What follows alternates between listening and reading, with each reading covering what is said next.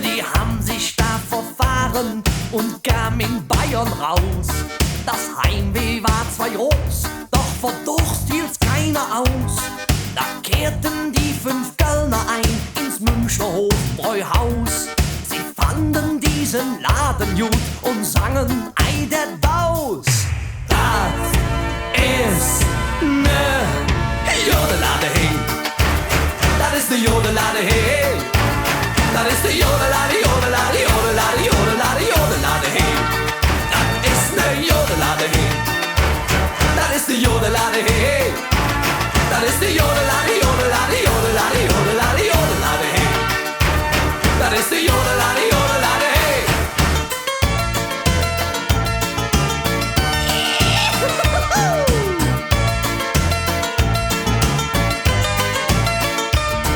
In einer Ecke des Lokals, da saß ein echter Sepp. Der hörte sich das Liedchen an und dachte, sei Gott Depp. Wir brauchen keinen Rock'n'Roll und keinen Preisenrap. Wer Bayern fängt zum Jodeln an, weil das hat richtig Pep. Er tat's im ganzen Lande kund und sang als Jodelsepp. Das ist ne Jodelade, hey. Das ist ne Jodelade, hey. Das ist ne Jodelade, Jodelade, Jodelade, Jodelade, Jodelade, hey.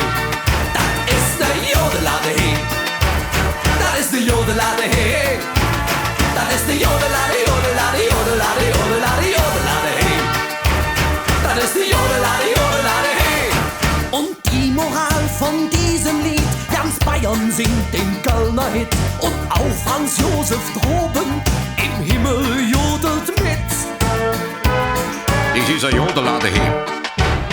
Das ist ein Jodelade, hey.